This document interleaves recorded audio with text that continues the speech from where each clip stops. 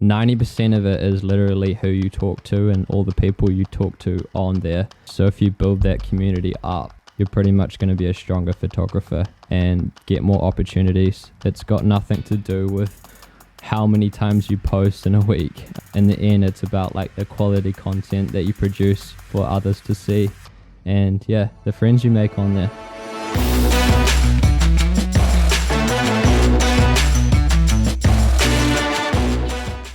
Hello everyone and welcome to Canon Conversations, the show where I sit down with some of the top creatives in the industry so that you can become a better photographer. On today's show, we are talking all about Instagram, how to use the platform to craft a cohesive brand for yourself as a photographer, how to use the platform to make connections and use it as a way to put your work and yourself as a photographer out to the world in a way that potential clients and brands can look at and go, I want to work with that person. And to talk all through this subject with us, we have a man with an immaculate Instagram feed, Liam Vandenberk. Liam, thanks for joining me, man. How's it going, guys? It's fabulous to be on the show. Thank you for inviting me on. Wicked, man. Stoked to have you. For anyone who isn't familiar of your work, would you mind giving us a little rundown on your kind of story with photography, when you picked up a camera, what your kind of world of photography and videography is like right now? My kind of world of photography heavily involves commercial brand work, and a lot of it involves working with teams, coming up with concepts and executing them in cool locations, places like Queenstown, overseas sometimes, like I've been to Sydney for a few jobs, everywhere really, kind of all around the world. Well, not now anyway, now that COVID's among us, but before all that, yeah. How long have you sort of had a camera in your hands? Like, where did your journey with photography sort of begin? I started when I was about 19 years old. I picked up a phone and started shooting sunrises and sunsets, and kind of wanted to figure myself out from there. At the time, I was a drain layer, working pretty much underground the whole time, and that wasn't the pleasant of jobs at that age. I kind of moved from that into photography after figuring out there's a lot better way of living your life than doing that kind of job. So yeah, after that, I just pretty much started shooting every other weekend and just picked up the passion and just keep moving forward from there. Nice, fantastic. And what was your kind of foray into sort of, I guess, turning your passion into a career? What did you do, what a lot of us did, and sort of like delve into weddings first, or how did you sort of start transitioning away from drain laying and into being a photographer as a career? So I started shooting pretty much every other weekend with my friends. Built up confidence by shooting, I wouldn't say models, but girls in a way, and learnt about lighting and framing and things like that just for purely practicing and watching other photographers online. This kind of built up my style after a while, and I found myself to shoot kind of more or less the kind of moody way of things, which I don't know, I just feel like there's a strong feeling towards that way of things with mood. It persuades things in a great way. It kind of like, I don't know, it wheels you into the image. It's whereas a commercial kind of photo or thing is more or less just clean and aesthetically like nice to a brand point of view. I mean, you can have a clean, nice, white kind of clinical looking image with a beautiful like type or writing to the side. It works with those kind of photos, but not so much with moody stuff.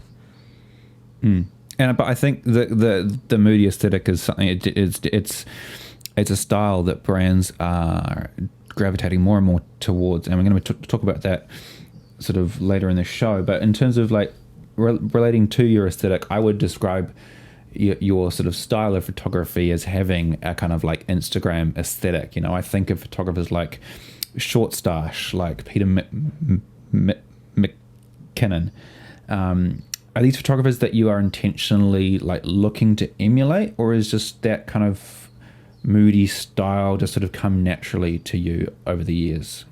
Kind of, I'd say it kind of grew on me after a while. I don't think I didn't exactly copy one particular person. I think I kind of learned from multiple people, and it kind of built my own style. But I do look up to Short Stash. I think he actually follows me. He's he's one of my boys. Nice. Flex. Yeah, that dude's a legend. But anyways, that's kind of my theory on it anyway.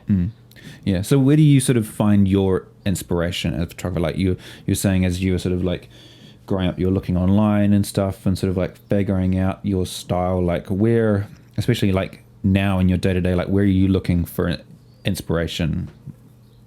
I'd have to say movies. Movies, things like, I don't know, I like movies like The Revenant or The Joker, just real intense storylines, and just how it's filmed, like everything's just beautifully done.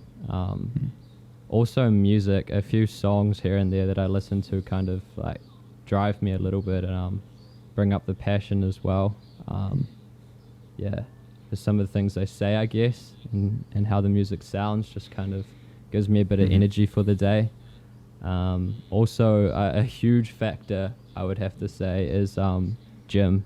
Going to the gym each morning kind of like just boosts my whole everything and just gets my day set, and then I can get into it.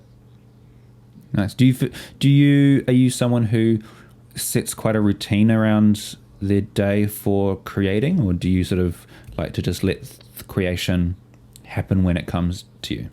I'm super like strategized with that kind of stuff. It's hard to believe because my room's a little bit messy, but I have like a calendar with every single thing I need to do in a day and a checklist next to me.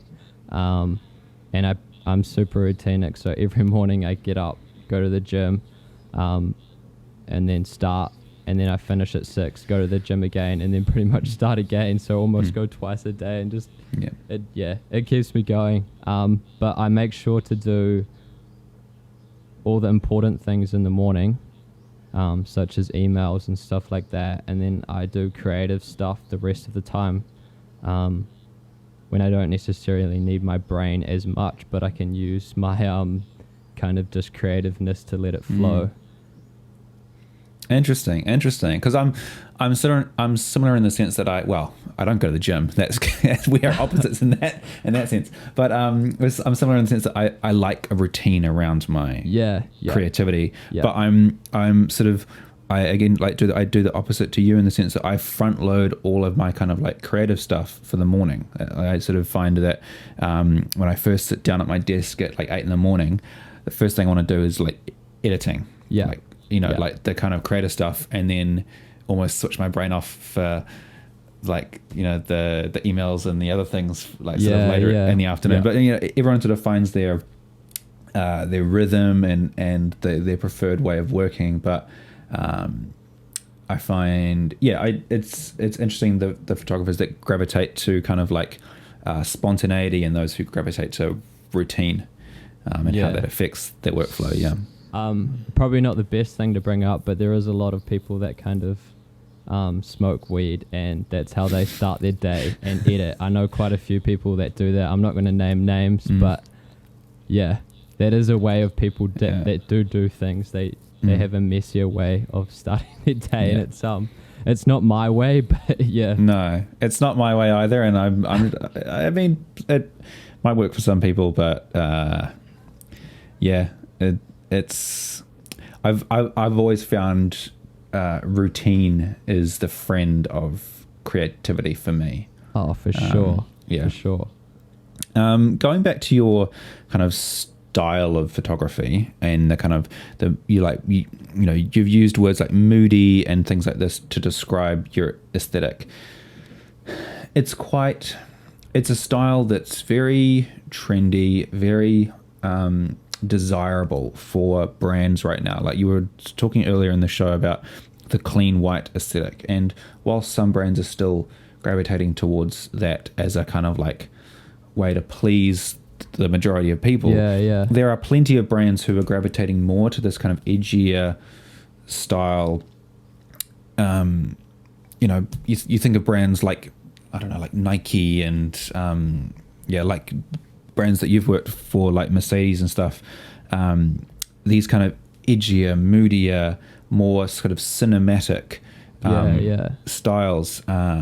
What do you think about that is so desirable to brands right now, and why are more and more companies kind of jumping on that edgier sort of bandwagon? I think the reason it's going that way is because of mainly social media. It's just user friendly. Like, people see that kind of content go up and it just does well. I think it's literally because it does look nicer to the human eye than what commercial, like super commercial clean white stuff looks like. And I think, I don't know, I think because people can actually try to achieve that kind of style, that they have more respect for it. Like, they can kind of work their way up to that. That's off track. That doesn't make sense. No, it's because a lot of it's more natural light, and because like that kind of clean white aesthetic is often studio based, off camera flash based, more lighting, more produced. But a lot of these more kind of like edgier, sort of trendier, moodier styles utilize a lot of natural light, and that is a lot more kind of accessible for photographers and filmmakers coming up to go, I feel like I can eventually produce work that looks like that. Yeah. You know, I've got my camera, I've got my lenses, I can just like slowly learn how to see light and composition and everything to eventually get to there without just buying thousands of dollars of lights on top of exactly. And that is another true thing. Like, I only just got my first video light recently, and it does do wonders. Like, it is awesome to use. I also use it for still photography without flashes. I just use constant light, which is a bit backwards, but it does work as long as you get the setup right. I'm doing a burger shoot at the moment, so it looks pretty epic. It's like an authentic Korean kind of Asian vibe burger brand, and I've stacked it up with a whole heap of props. So it's got all like the little like rice cookers that you keep dumplings in, and like heaps of cabbages and cool stuff like that in the background. I'll have to flick you some through so you can have a look at them. I'm coming out pretty good. I'm pretty stoked on them. It's my first food shoot.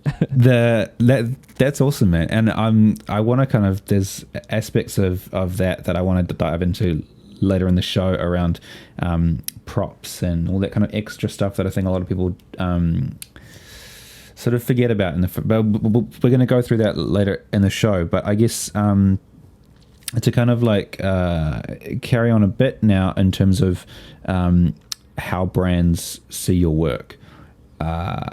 You mentioned a few brands that you've worked with in the past at the beginning of the show, but who are some of the brands that have approached you? What's some of the kind of branded work that you've done over the years, and what does that sort of look like? Man, there's so many. It's hard to kind of nail down a one. I'll talk about the most common kind of one that I work with. It's actually Monster Energy. But they kind of sidestepped to Live Plus or Live Plus, Live Plus, whatever you want to call it now. That job, I pretty much have to go film coast to coast in the South Island. Nice. And I follow some of the top athletes in NZ across the coast to coast. And follow them around on helicopters, which is pretty epic. So I'm kind of just dropping in and out at points, filming them as quick as I can. And just building up like a wicked video for them at the end of it. That's probably one of the coolest clients I've worked for. But what should I say? I guess, a lot of that stuff involves moody kind of videography as well. Considering it's in the South Island, all of it's like overcast, so it's perfect for that kind of stuff. It suits my kind of style, and I think that's probably what Monster was looking at, I guess. Yeah, nice. And I guess sort of to go into your kind of like process with these brands, when you're approached by a brand like Monster Energy, like Hallenstein's, like Mercedes, what's your involvement with them in terms of like, are they coming to you with a completed brief? Are they just going like, hey, we love your work, we want you to do something for us? Like what, like how much sort of involvement from them versus you? How much creative freedom do you have, and how much do those brands just want you to sort of like do what you already do versus here's an idea, can you do it for us? Yep. I'll use Hallenstein's as an example. They kind of give me most of the creative freedom, so I can pretty much do 80% of what I want to do. Things like kind of the music they want to pick for videos. What else?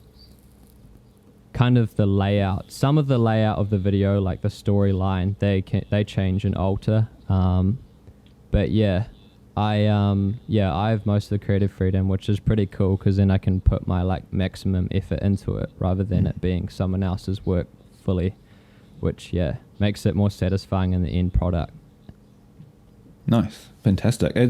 I think that comes from you definitely having a clear style that brands can lock into and go, yep, that's what we can sort of expect to get from hiring this person, and we like their style, and we can hopefully get something similar that represents our brand as well. Fully.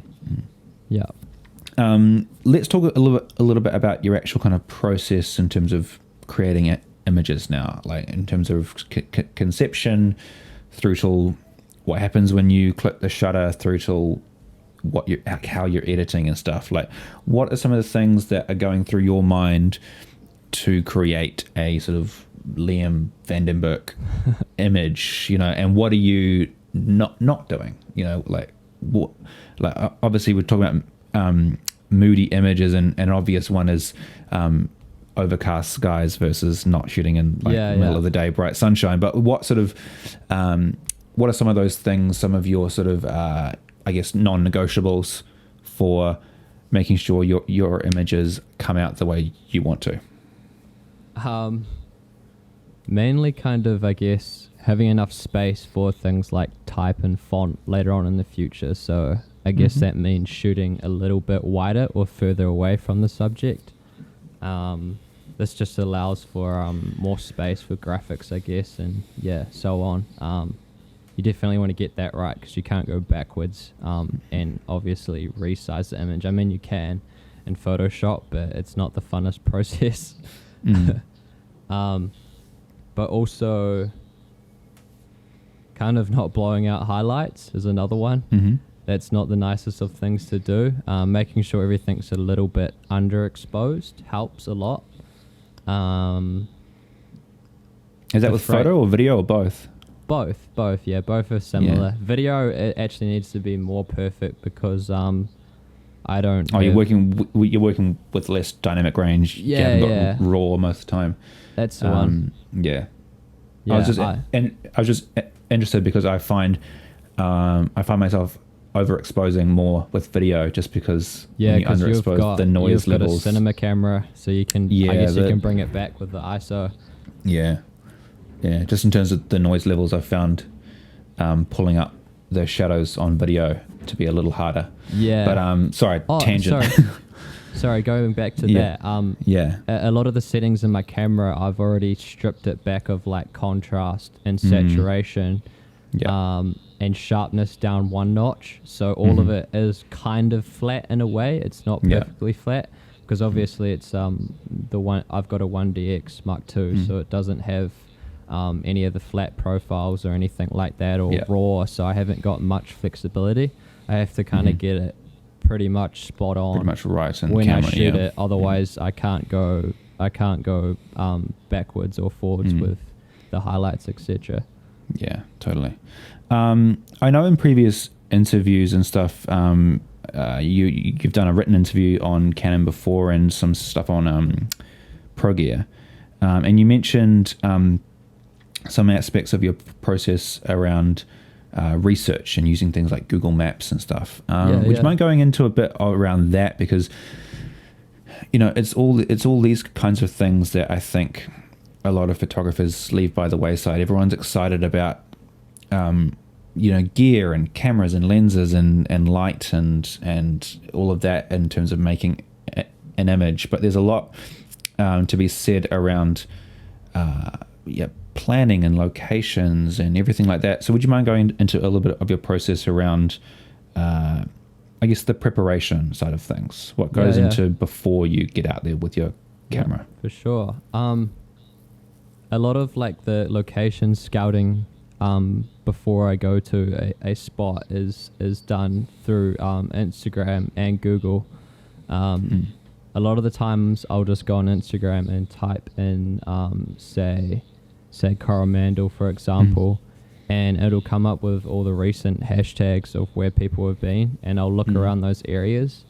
Sometimes people have been to places where other photographers might have not been or have been, and I tick them off on a list, well, I guess not a list, on Google Maps by putting hearts on each of the locations and saving the spots.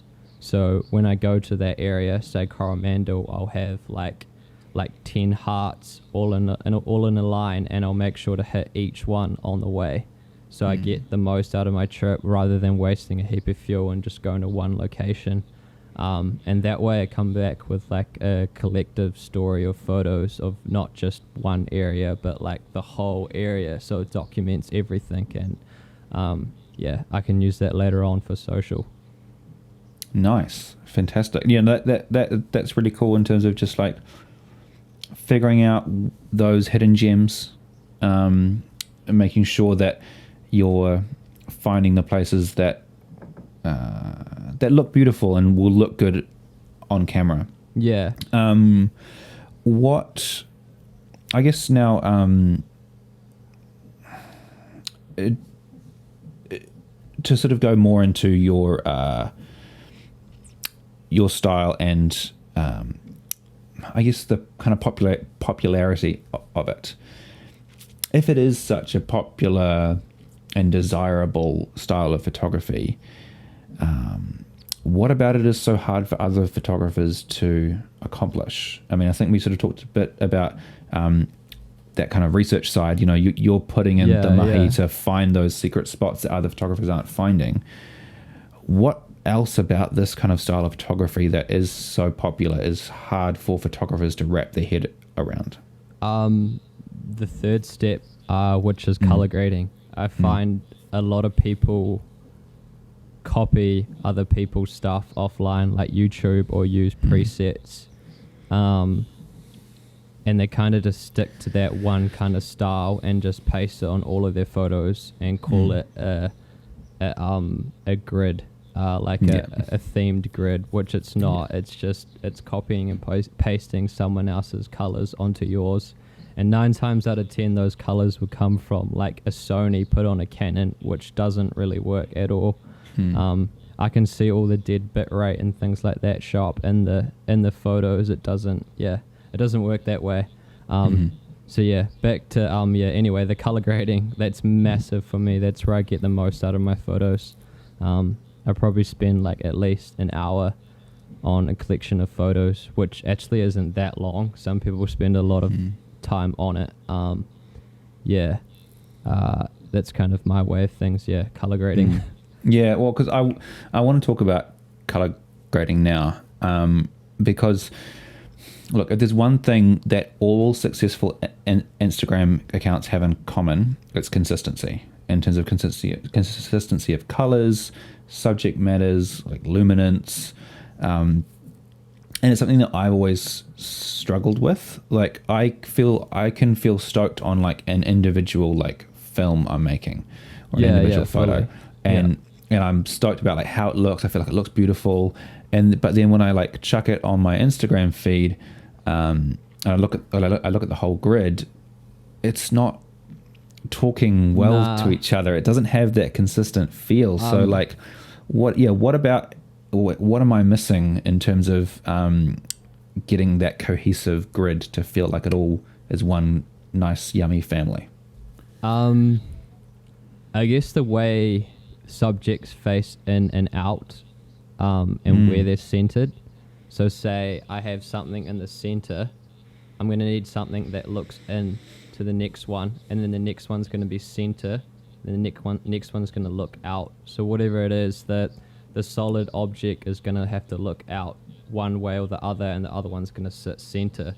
Because if they're all pointing in and all on the same angle, the photos, then it doesn't kind of flow. There's no flow to it. And same with the colors. So I'll do things like have like a snow photo, mountain photo, another snow photo, and then I'll have a green photo, another green photo, like forestry or something like that, and then sea, and then another moody sea photo, and then I'll split my portraits up. So my portraits are spread throughout the feed, because if you have portrait next to portrait, it just looks so stiff, I guess. I used to also shoot portraits for a long time, so I had a feed full of portraits, like thousands. But anyway, it didn't look right because they just didn't sit coherent to each other.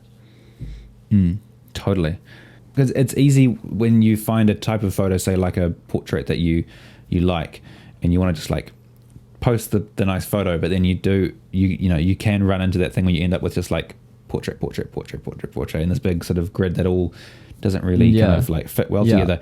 Are you planning out your grid? Like, do you use like apps or Photoshop or like pen boards, or like how are you talked about like sort of faces and shapes sort of pointing in certain directions? How are you kind of planning that all out?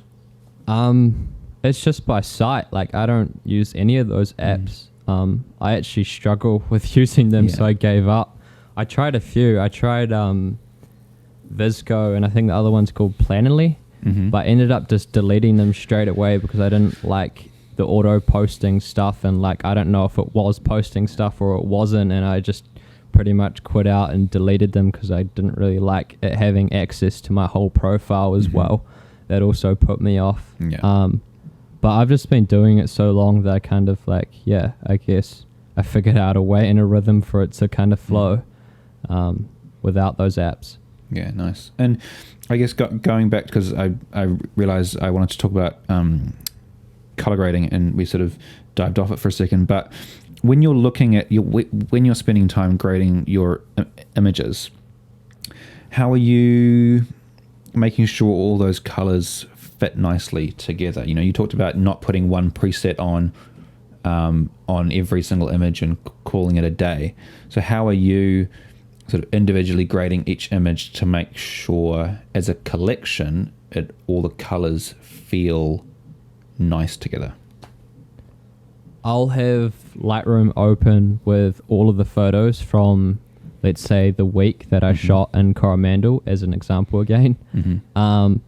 And I'll line them all up, and then filter through all the photos that I do and don't like, and build a collection of, say, 10, 15 images, and get it down to that, and then I'll start to color grade the first image, and let's say it's kind of like a sandy scene with sea in the background and it's a moody day.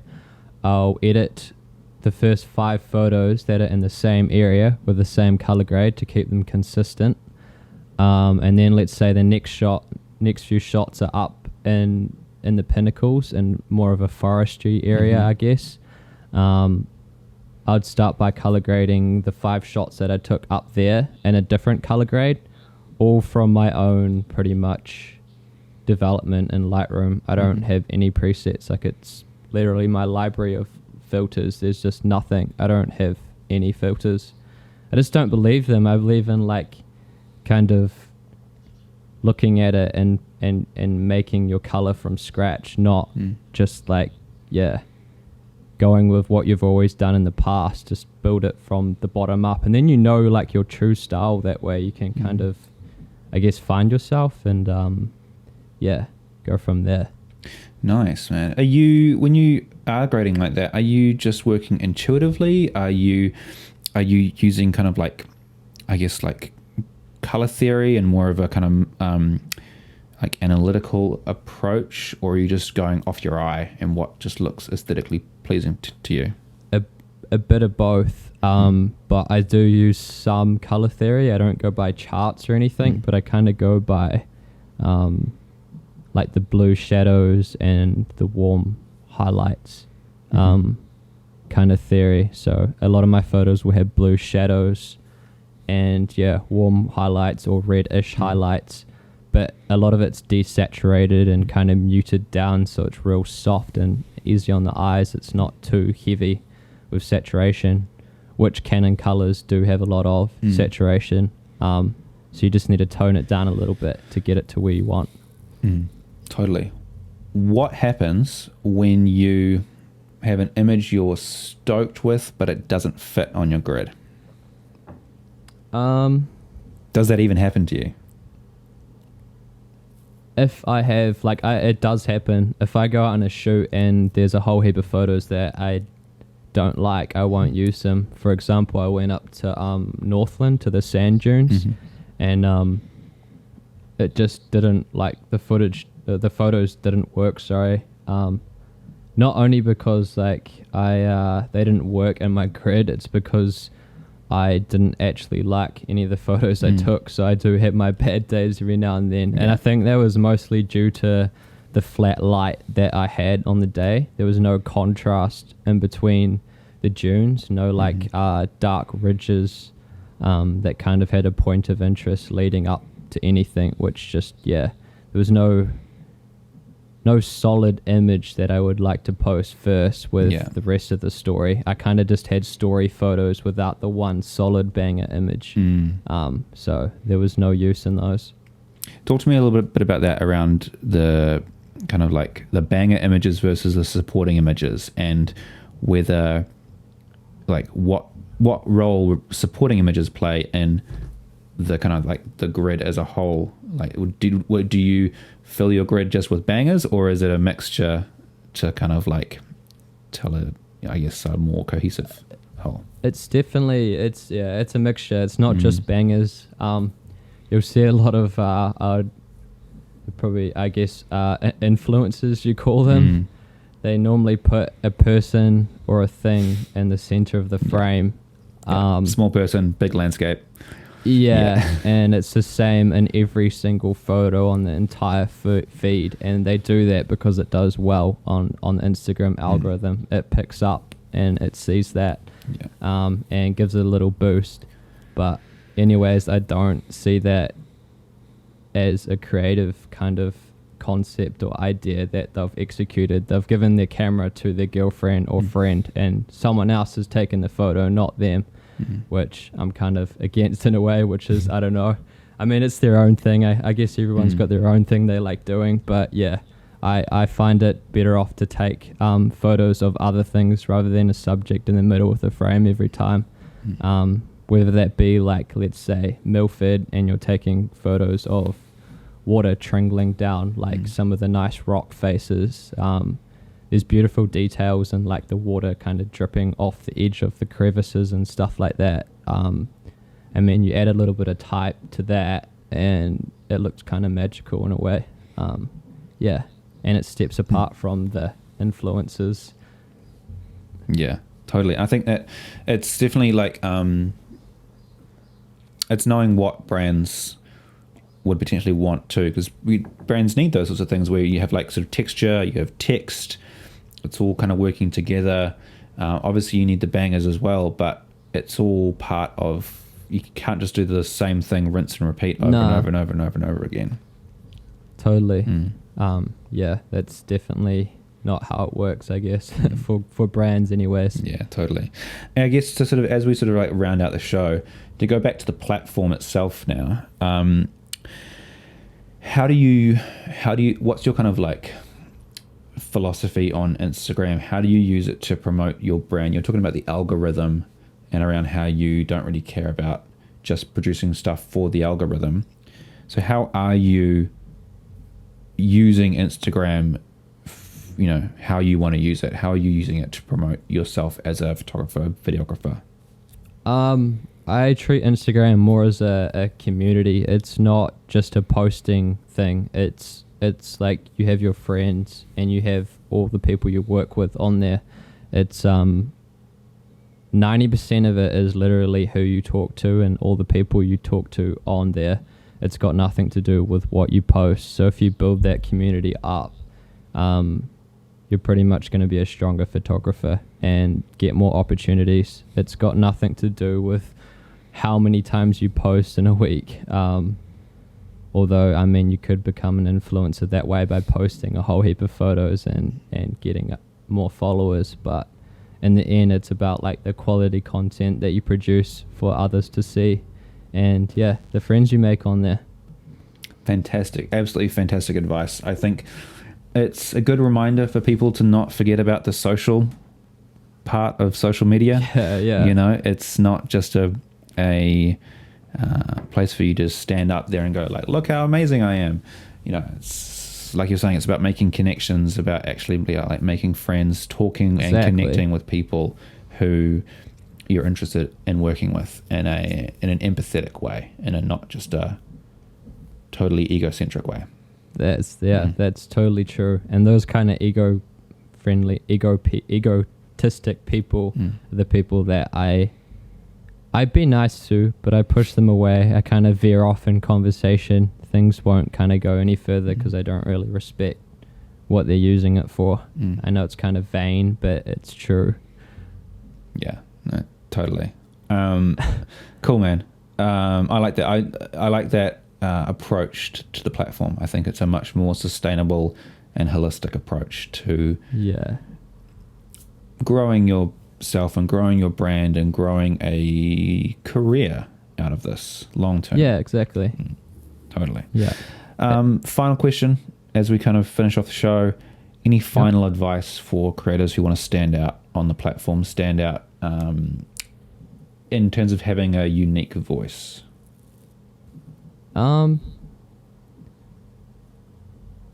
have to say just get out there and do it. Don't ever stop. Just shoot every day you can. And when you see something that you want to shoot, don't just go past it. Stop, get out of the car and shoot it, because you'll probably never get that opportunity again, or it won't drive your passion any further. And reach out to people. Like, always keep in contact with your friends and head out on missions with them and shoot what you can. Fantastic. Love it, man. Fantastic advice. Getting out there with your camera, getting out there, connecting with people, and just keeping those connections flowing. Cool, man. Well, I think that's a fantastic place to finish up. Thank you for coming on the show, Liam. Oh, thank you for having me on it, man. Awesome to talk to you. Fantastic. If anyone at home has any questions for Liam, make sure you drop them in the comments below. If you're listening to this on audio version, jump on over to either Instagram or YouTube. There'll be posts for this episode on there, and you can drop any questions there, and we'll do our best to follow up on those. And for links to Liam's work, we'll have those in the show notes and the links below. And yeah, other than that, Liam, thanks again, and we'll see you guys next time. Cheers. Peace. Later.